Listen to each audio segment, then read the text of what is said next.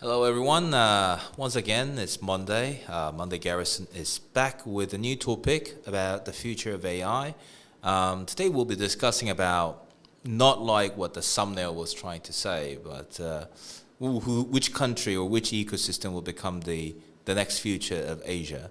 And we'll be having a bit of a deep dive today. And here we go. During the study for this content, it was my first time to recognize Asia takes part of 58.7% of the global population. Which is a pretty massive market.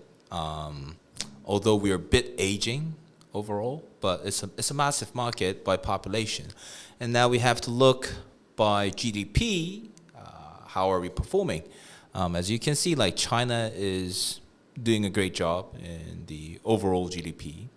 If you compare that with the rest of number 2 and 3 in Asia, they're like nearly 5 times bigger GDP than other countries. But when we look at the GDP per capita, it's a different type of story. The efficiency or distribution of wealth may become another issue in Asia. So we're going to make a little bit more dive onto this because these numbers are nearly impossible to catch with your eyes when it's going out on YouTube. So the top in GDP is China. Top in population is India. Number 1 in median age is Pakistan. And number 1 in fertility rate is also Pakistan. And GDP per capita was Singapore. Sorry to disturb, but apparently, according to other source of data and Wikipedia, they consider Russia and Israel also as an Asia. Turkey also part of Asia. So yes, it might look weird, but please just keep it into account. So like top 3 GDP is China, India, and Japan. Top 3 population is India, China, and Indonesia. And then the median age is Pakistan, Bangladesh, and Philippines. And fertility rate is Pakistan, Israel, and Saudi Arabia. GDP per capita is Singapore, Israel, and Hong Kong. What I found interesting is, coming up next on the next slide, high GDP per capita with low population. It's pretty comparable. South Korea ranked in the 4th for the GDP per capita with a lower population. We still have about 50 million people. Which means we're doing a pretty okay on the efficiency and the distribution of wealth. And I think this also implies that we have high value-added industries.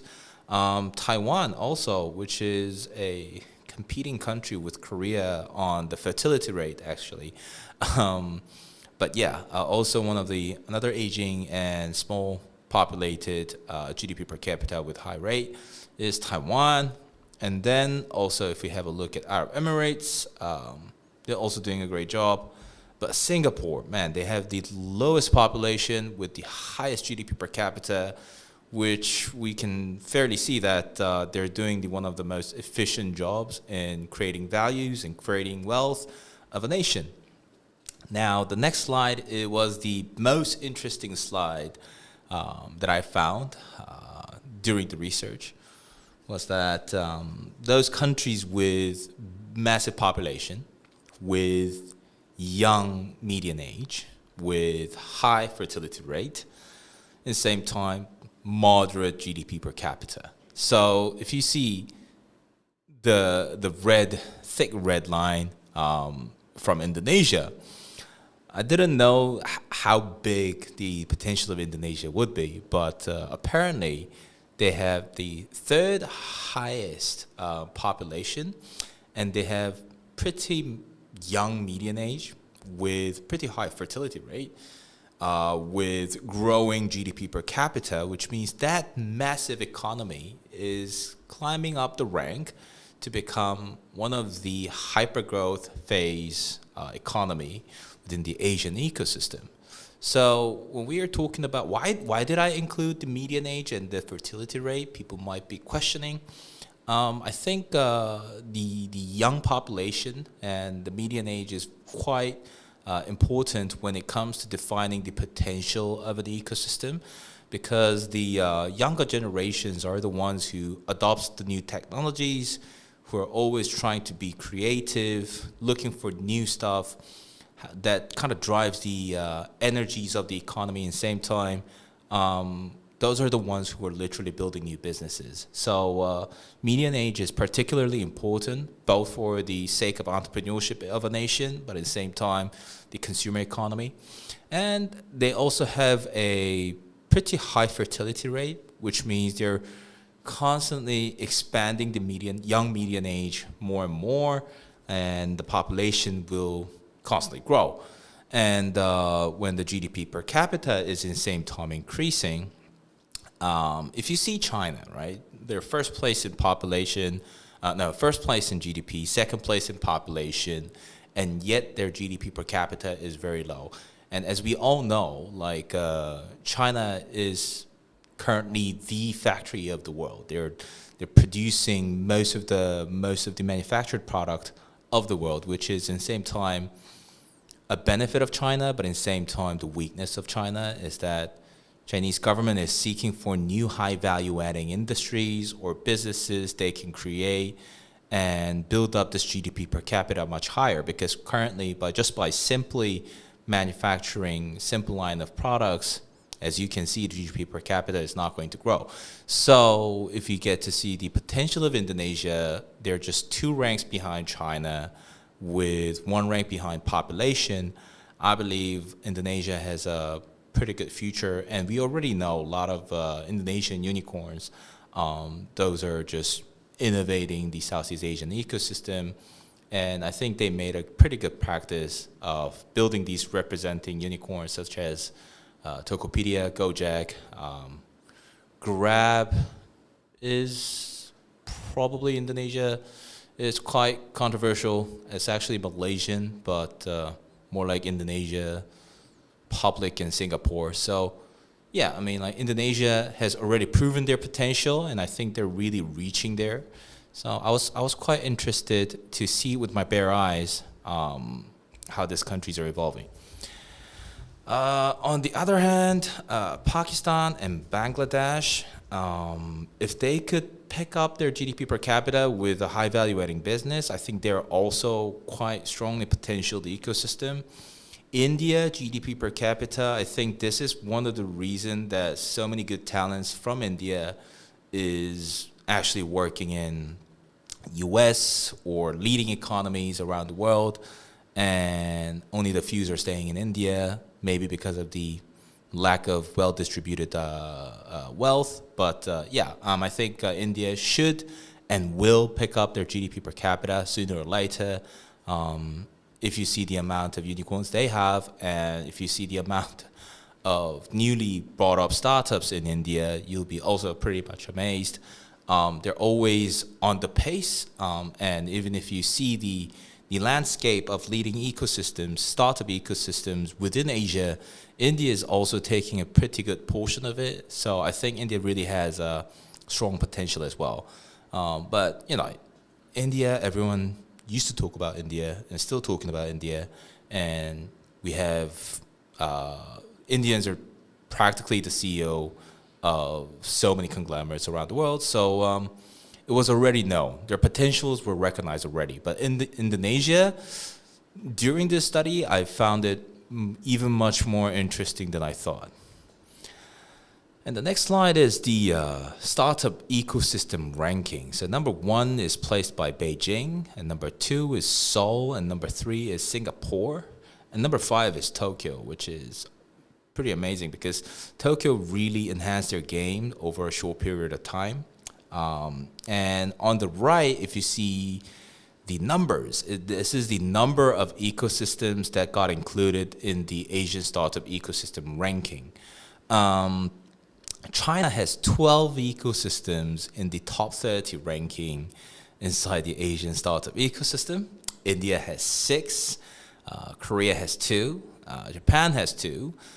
What I believe that Korea has done a pretty good job because we have 2 ecosystems compared to the size of the population. It's a pretty well done job, I would say. Japan also done a pretty good job because they kind of got into this startup game comparatively late than the other Asian ecosystem, but still they somehow managed to include two ecosystem on the ranking table. Singapore, obviously, Hong Kong, one, and they have now we have Thailand, Malaysia, Vietnam, Philippines, Taiwan, Indonesia. All of them has at least one ecosystem within their cities to be ranked within the top 30 Asian startup ecosystem ranking.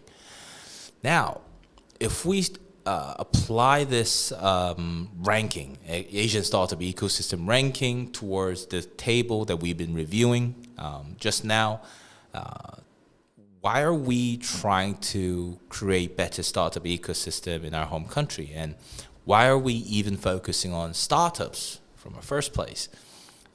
First is to maybe generate high value added next generation industry. I think it's also the paradox that South Korea has and currently ongoing as an experience is that economy often starts from manufacturing simple stuff and building it into a much more complex industrial manufacturing, exporting abroad, grows quickly, and then with the amount of capitals generated through those industrial activities, generating new business. South Korea was doing a lot of reverse engineering from advanced products from Japan. And Japan did the reverse engineering for advanced products from US. Like we've been doing this game for over and over again. And startup is like the new key to build a new high value adding advanced products in our own economy. So yeah, that's one purpose. Another one is to foster job creation and new businesses. So basically the same thing, but just I would say high value added business plus creating new jobs at the end of the day, so that we can achieve larger economic scale and productivity. And if we do have that high ranking startup ecosystem, I think that's like the fundament, the starting point where we can start build this potential or opportunity to build the larger economic scale and productivity, leveraging startups and new businesses growing within our country. So now if we start connecting with the consumer market size and the startup ecosystems, China and India, which is both ranked in top 2 of population and also the ecosystem ranking. I think this would imply that any startups that has been generated in India and China, they have a mass market that can adopt their products. And at the same time, Indonesia, which is like, if you're a B2C startup, you have a much better chance of winning in those 3 countries than in the other lower 3 countries because of the pie itself is totally different. Before, I used to know this influencer in Korea. He was a influencer in China for a bit, and what he told me is that he had about 2 million followers in China, and then he had a small MCN covering his activities, and then now he came back to Korea. He has about 200,000 followers, and he's still considered as an influencer, which means the amount of number we're dealing with is totally different in China. So like, I was asking him, like, wouldn't 2 million be a mass amount of audience? And he would say not even close. So like 2 million would be a small province in Korea. So yeah, I mean, like, we have a totally different set of standard when we get to consider the size or the good size of consumers. So they do have a good potentials in the market. On the other way around, if we have a advanced startup ecosystem like Korea or Singapore and lower population, that means most of us will be focused on a lot of B2B business and enterprise business, and which is pretty much true. Same with Taiwan. So yeah, I mean, like, depending on what kind of Asian ecosystem you're heading for, the type of business might have to change, or depending on your business, you might have to change your Asian ecosystem pretty wisely, if you can see this chart. Now it's about a time to discuss about the future, which is very interesting. Like, who has the good combination of young aged population plus fertility rate of startup ecosystem? If we see India, they have fairly young population with pretty good fertility rate, with high-ranking startup ecosystem. Already 6 of them inside their country, which means they're very close to bursting their potential as a startup ecosystem. And Indonesia, obviously, as I have mentioned, and also Malaysia. Malaysia has a comparatively young median age and okay fertility rate. In my experience in Malaysia, I think they would really have to enhance their game in the fertility rate, but still, it's a prepared ecosystem. They have Singapore as their neighboring country, and very well educated talent systems. So Malaysia also has a pretty good potential. The rest of the red lines are the ecosystem. Those are starting to lose those future potentials.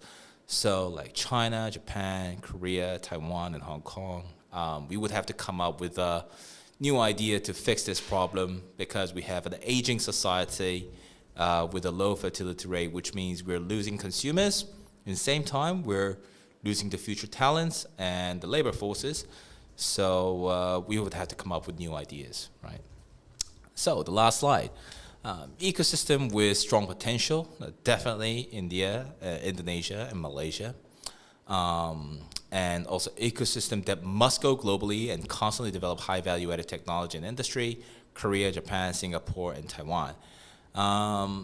The thing is, like, lower the population goes, which is the smaller the consumer market goes, and higher the median age goes, and lower the fertility rate goes, the ecosystem don't have any other choice but to go globally and build like high value-added technologies that cannot be copied or traced by other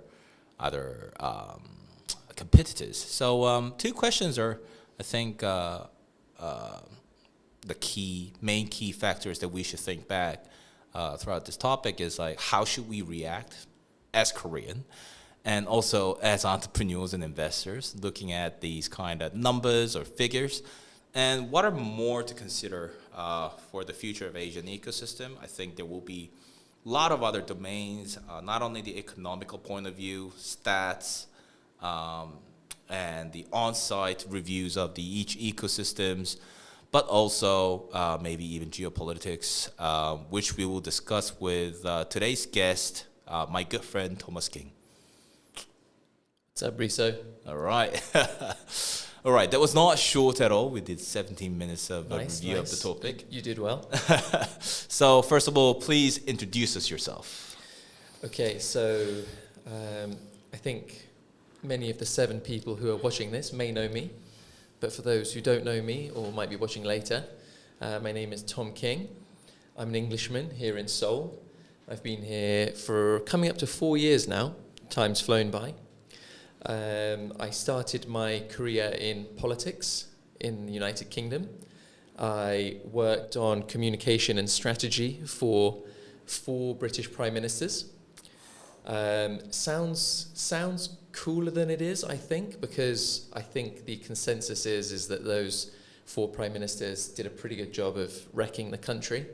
So not much of a claim to fame. In fact, in England, I think it's something that might get me in trouble. So it's a good thing I don't live there anymore. So yeah, what did I do after politics? So whilst I was dreaming of doing other things, I was reading the first Elon Musk biography, and I was like, wow, technology sector sounds really cool. So and that sounds like a kind of area where people are doing interesting stuff, unencumbered by all the nonsense that comes along with politics. So I wanted to try my hand at that.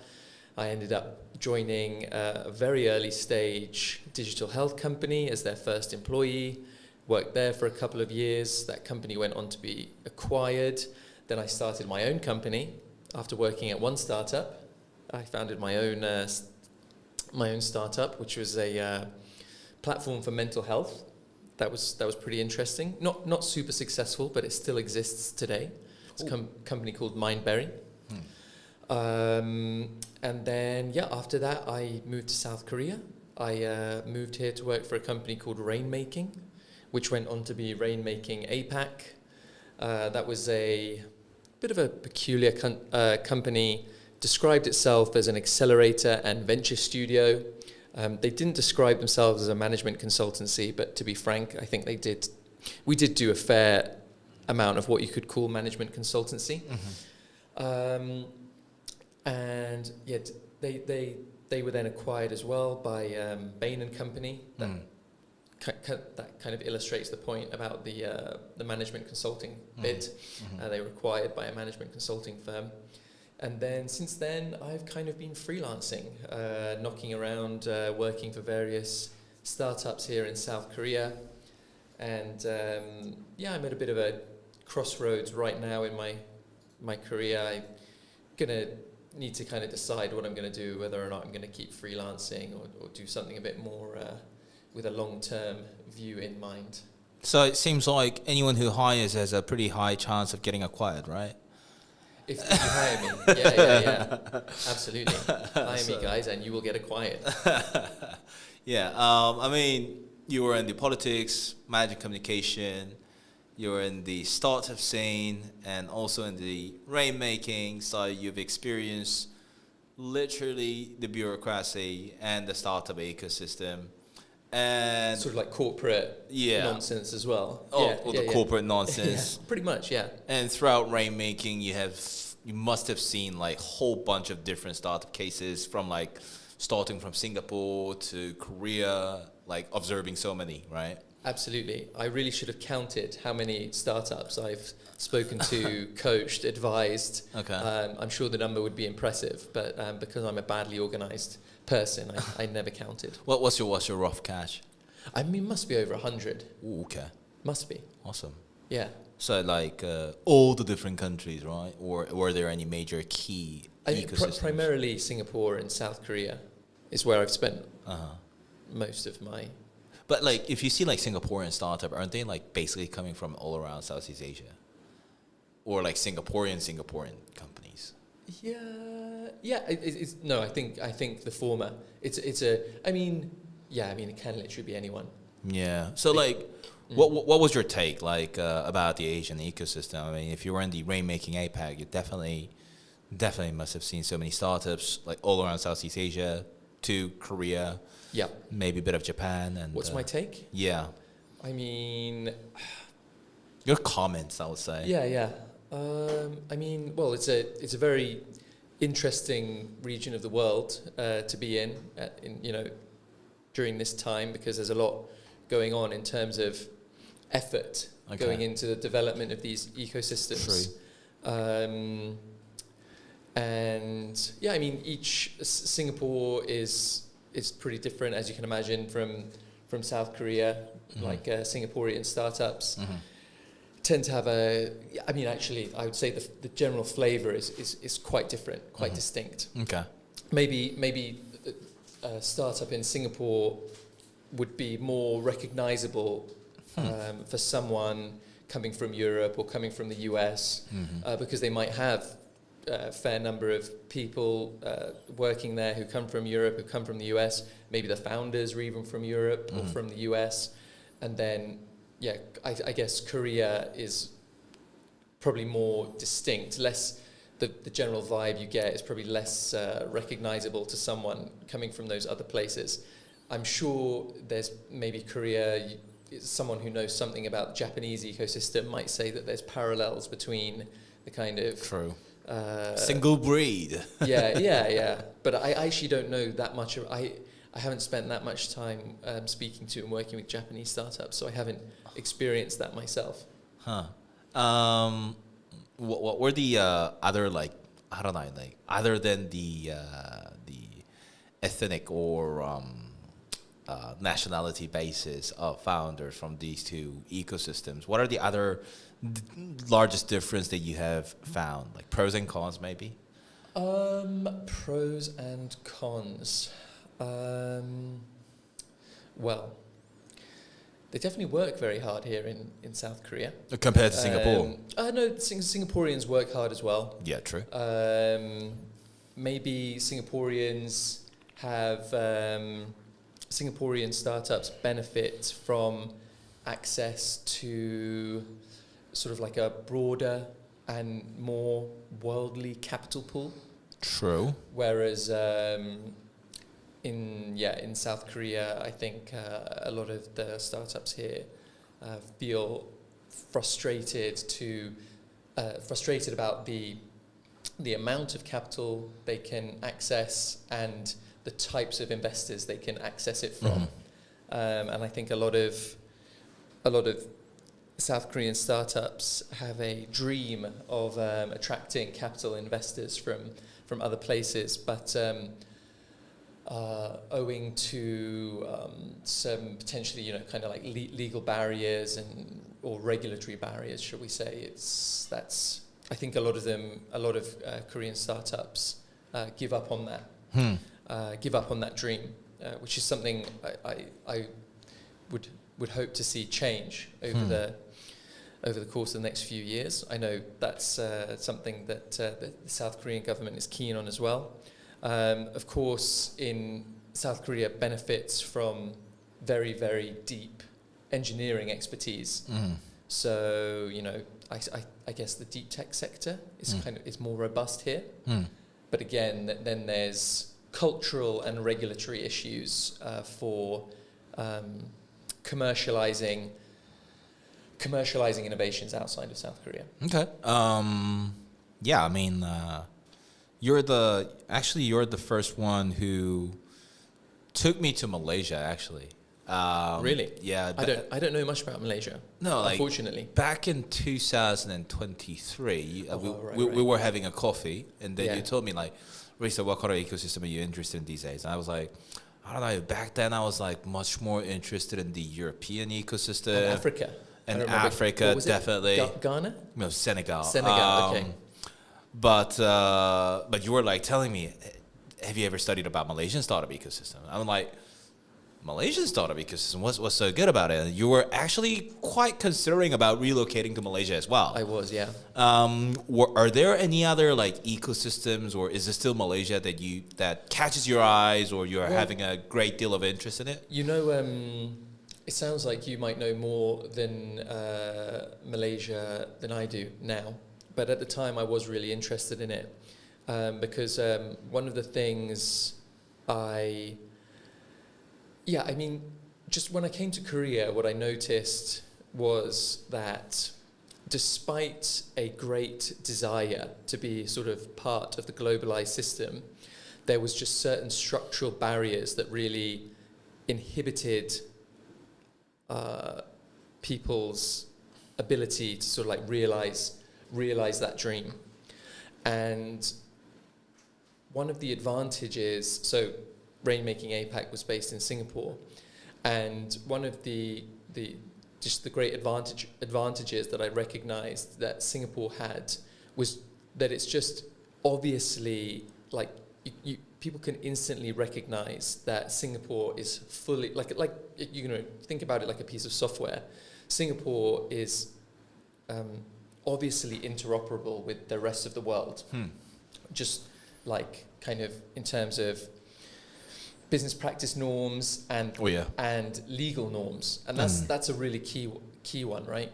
And that's because the Singaporeans have essentially kept a lot of the best features of the British legal system from when it was a colony, and so other actors from like the big economies around the world, when they go to do business in Singapore, they instantly feel a level of comfort. They're like, yeah, I get this. Like they don't touch down there and they're like, whoa, this is really different. True. And I don't understand what's going on. And because I don't understand what's going on, I feel nervous. Like,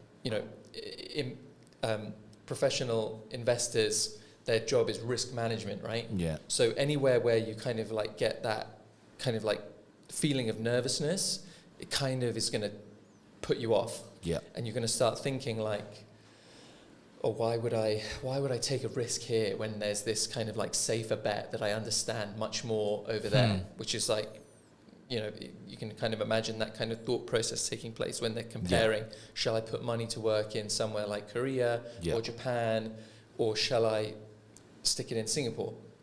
So what do Malaysia and Singapore have in common?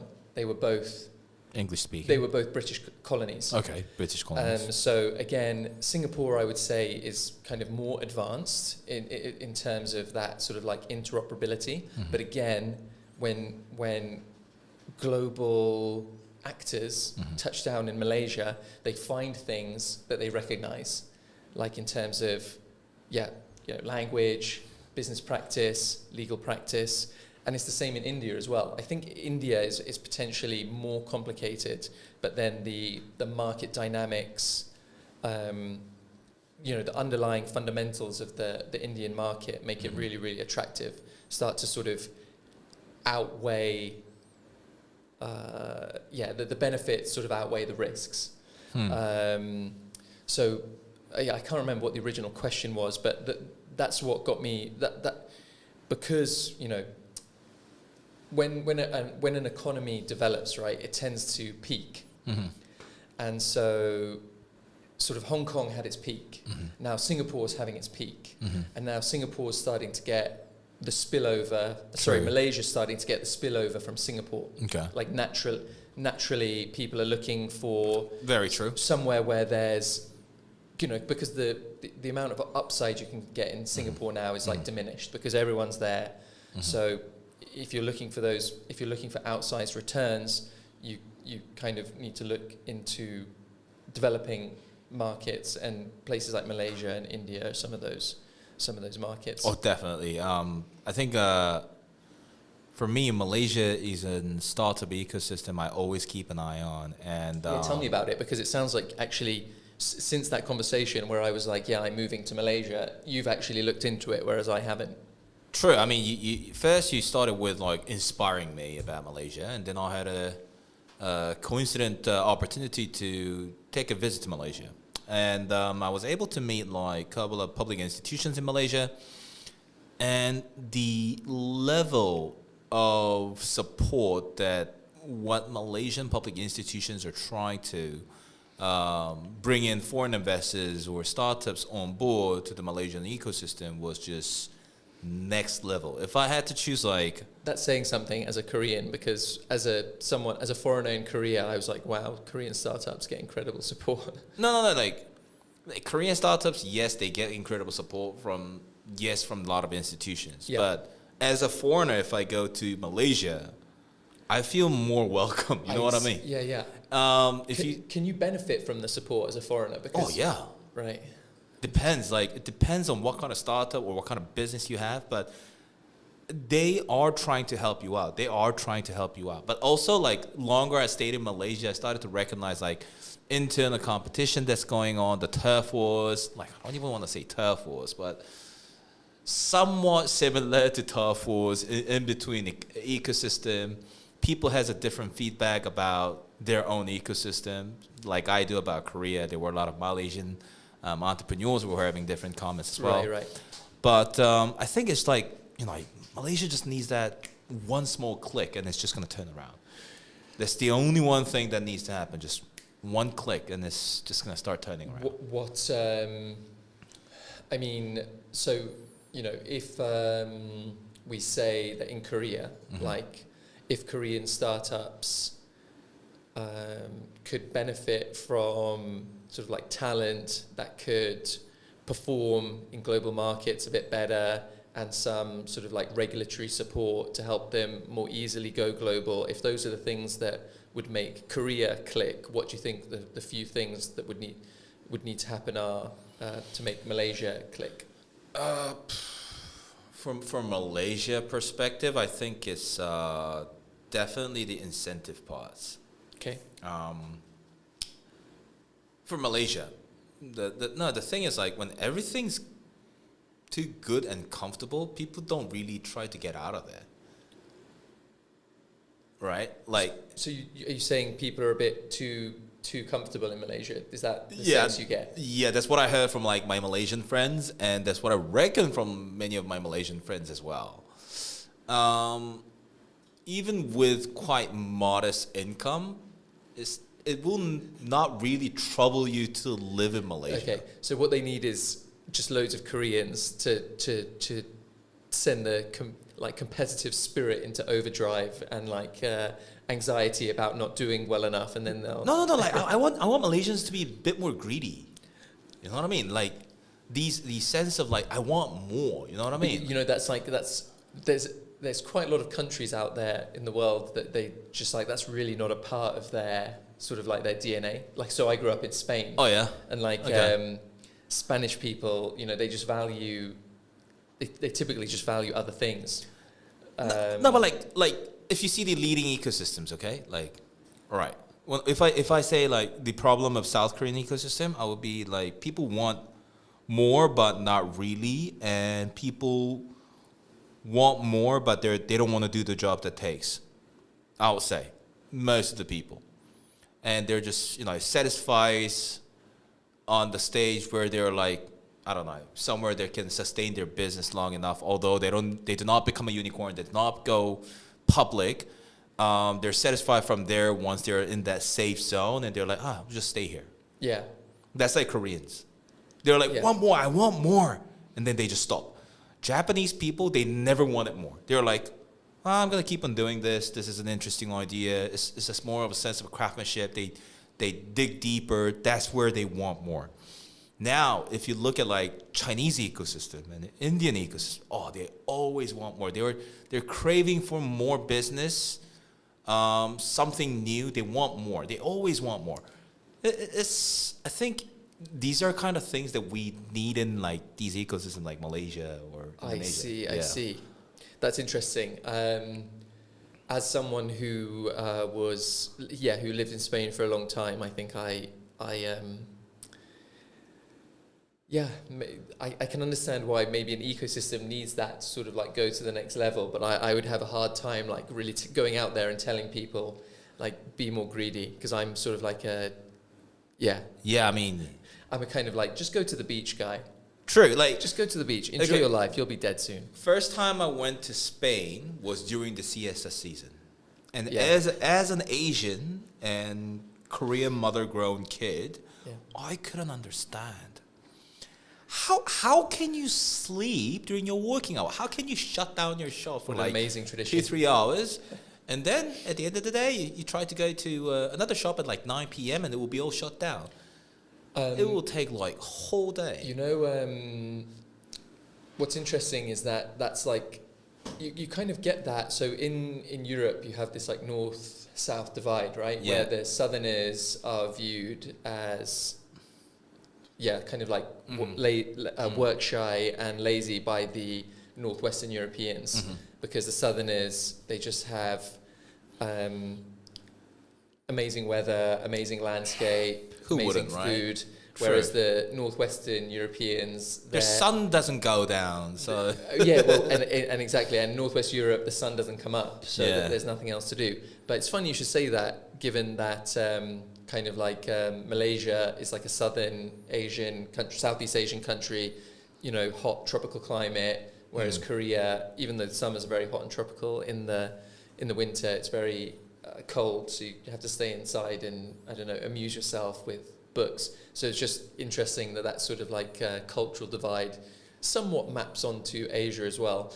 I mean, and to counter my point there, you might say, well, look at Singapore, which is a fair point, because that's like a tropical climate, but maybe they've got that sort of like, it's like tropical climate with Chinese characteristics, so they've still got that like Chinese ambition. No, I mean, like when we get to look at like Asian ecosystem, we definitely have that influence of bit of that Asian mindset coming from China, Korea, Japan, also India, from here and there, everywhere. I think it depends. Like, I think every single Asian ecosystem has that different charms. Sure, yeah, for different charms. Amazing part of the world. Yeah, so much to see. I think Taiwanese ecosystem has a pretty good mixture of a little bit of Japan, a little bit of Korea, and good portion of China. They're like super hardworking. They always crave more. They work hard. But the other charm, the interesting charm that I feel about is the Thailand ecosystem. Yeah, Thailand's an interesting place. is as you say, unique. But yeah, tell me what No, like, what you've seen there that stands out to you. what I recognize from one of my friends who lives in Thailand is who used to be the startup guy, and what he told me was like, "Hey, Risa, it's actually really good to have a networking event or build your network in Thailand." So like, why? So, whether you're an investor or not, whether you're a founder or not, whether you're just a regular employee or university students or not, nobody hates coming to Bangkok. Everyone wants to come to Thailand, chill out a bit, stay at a bar, and especially when you can get like official waiver from your work to go to Thailand to attend a conference, people will die to come there. So like that's like many people who's going to the tech sauce told me like, well, going to Viva Tech, that's the one thing. Going to Next Rise, that's the one thing. But going to Tech Sauce in Thailand, that's like 1+1 deal. Right. Right? You go to conference, you see startups, and you get to network, but you can chill. Like that's the big charm on top of it. So I think like that's another charm that Thailand also has. Yeah. I mean, Thailand also seems to be benefiting from like pretty easygoing immigration restrictions. So, oh yeah. As a lot of people will know, the economic and social outlook in Europe is, should we say, darkening at this time. So I'm hearing a lot more talk about, you know, how people, you know, want to get out basically. And Thailand, they've got this like renewable digital nomad visa. Yeah. So I mean, and that's pretty interesting as well, because I think Thailand it's kind of, you know, it doesn't have it's sort of like following the same demographic trajectory as like a lot of other fairly well developed Asian economies. But yeah, maybe it's getting some bit of a shot in the arm from maybe talent from Europe that is looking to escape. Maybe even the US these days as well. Yeah, I mean they're becoming the like digital nomad hub, like them in Indonesia. And typically like cryptocurrency. I heard like majority of cryptocurrency traders are coming from Thailand.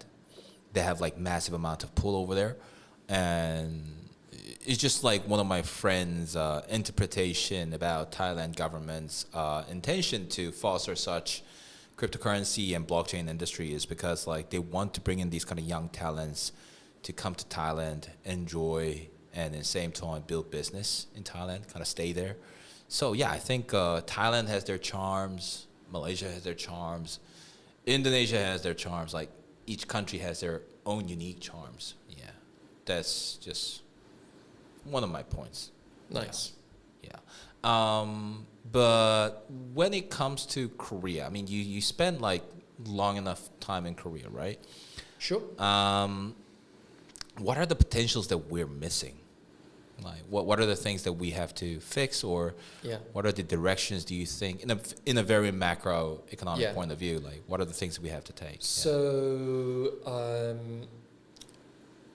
one thing that I feel I've seen a few times is a bit of a lack of talent, shortage, should we say a shortage. And I think this really starts to bite when companies are looking to scale. So sort of going into their Series A, post-Series A. Yeah, I mean, let's say post-Series A, where a company has raised the money they need to start scaling, but their efforts are inhibited by a lack of like really good operators that they can employ. And that's because I think there's a big wage disparity between Korea and other markets with robust startup ecosystems, the main ones being Europe and the US. So, you know, if you look at what a skilled software engineer can earn in Korea versus what they can earn in in the US, it starts to become very obvious why those people would be looking to relocate to the US if they can. And I think that applies to other roles as well. And it's frustrating to see, because you kind of meet great founders who have great products with great potential, and the thing that seems to be impacted is their momentum. And as we know, momentum is so important. Once you start to lose your momentum, when you're building a startup, it becomes a real uphill battle to get it going again. So it's like a talent, momentum. Well, if you don't, so let's say you're a company that's just raised your Series A, right? Mm-hmm. That's a big milestone. It's a big success. Yep. You want to keep that going, right? You don't want to start flagging immediately after you've raised your Series A, because you can't hire the people that know what to do, in a startup that's just raised the Series A. Yeah. So that's one of the big ones. Then there's access to capital, and this kind of like dovetails with the talent issue, because if Korean startups could raise bigger rounds, then they could spend more on talent acquisition. So those two sort of those two issues blend into one another, and then so that naturally leads founders to start wanting to think about, okay, well, if I can't get the money I need to kind of really scale aggressively in Korea, can I raise outside of Korea?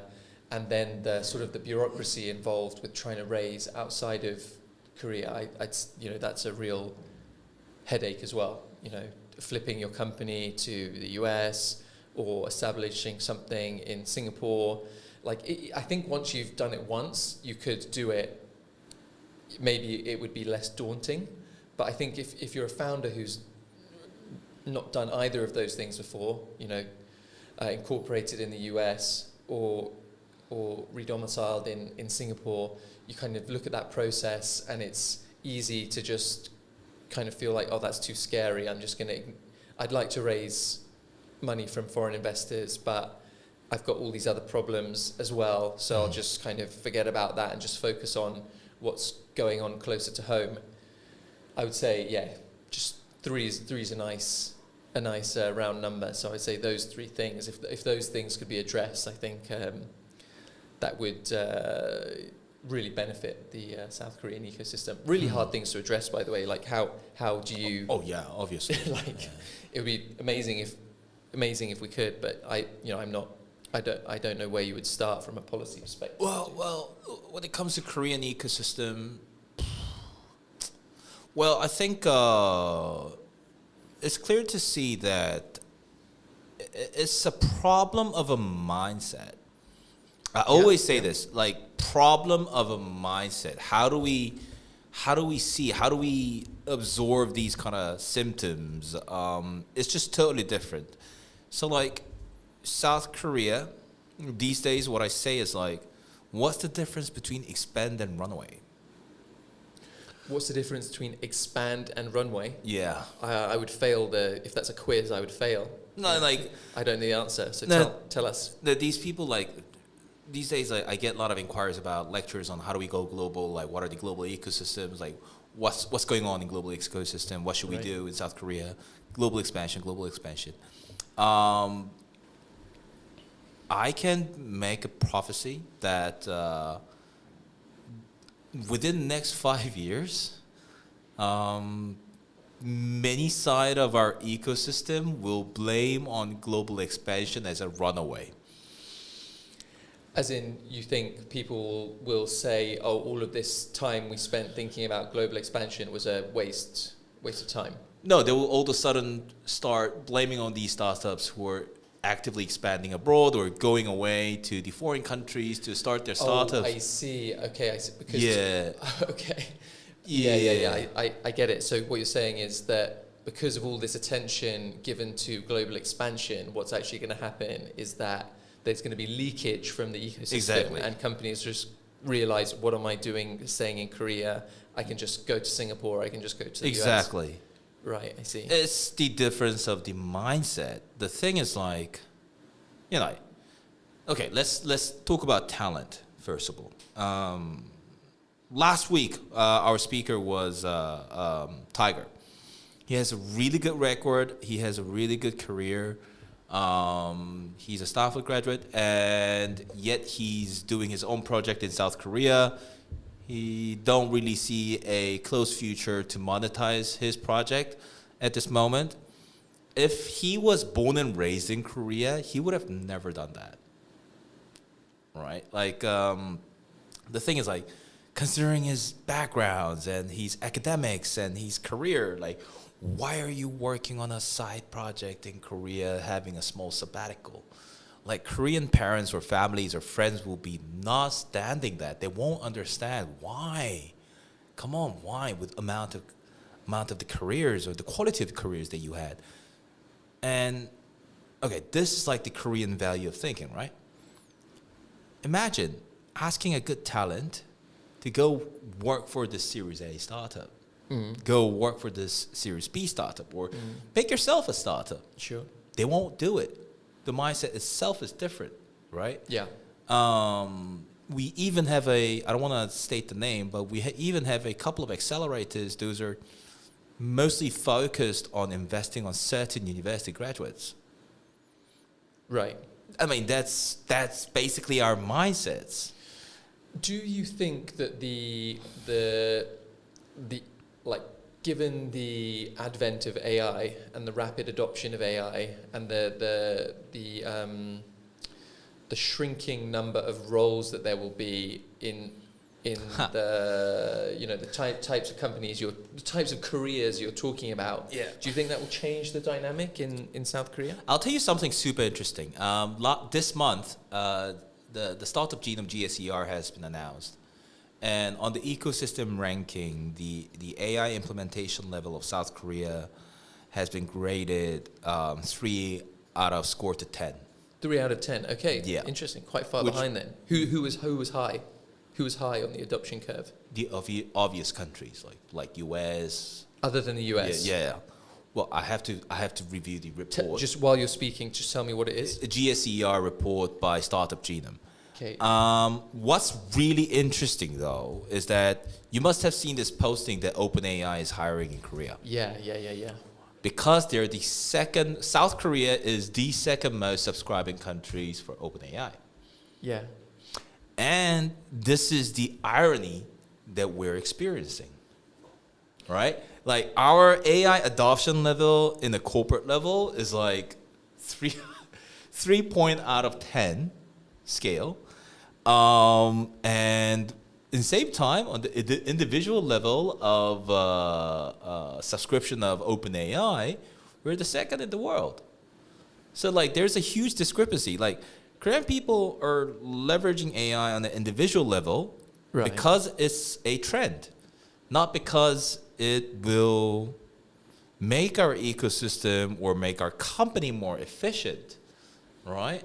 So many companies are actually struggling to implement these kind of ideas and falling behind.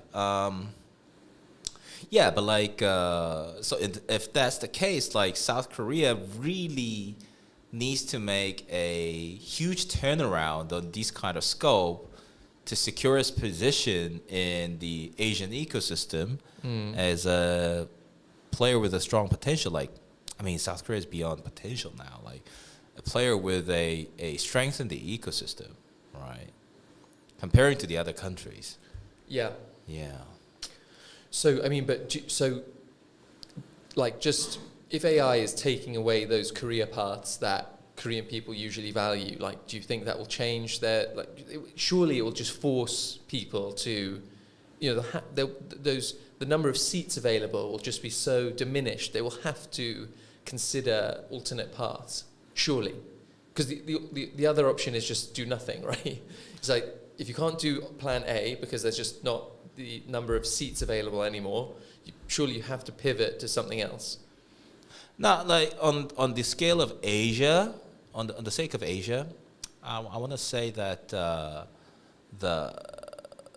country that is going to be most benefited out of having such AI implementation and adapting into this transformation phase of AI technology evolvements, I think it will be mostly India. You think it's India? I would say China. No. Because India doesn't have the same. China has the AI companies. China has way more AI companies than India. No matter how much in China or Korea or Japan AI evolves, because of the cultural aspect and the bureaucratic perspective, and for the sake of political benefits of each parties, they will not allow Hard disagree. AI to replace human workforces. Japan and Korea, fine, I'm with you. But I mean, China is probably like, so just like choosing one anecdotal example, right? China's got that huge port. Like, it's one of the biggest ports in the world, and it's like virtually unmanned. Yeah. So China has a because AI is seen as essentially a national defense issue, like a strategic competition with the US in the field of AI is seen as a national defense issue. That's what I would say is why you're wrong about China. Until AI messes with the comrades. You know what I mean?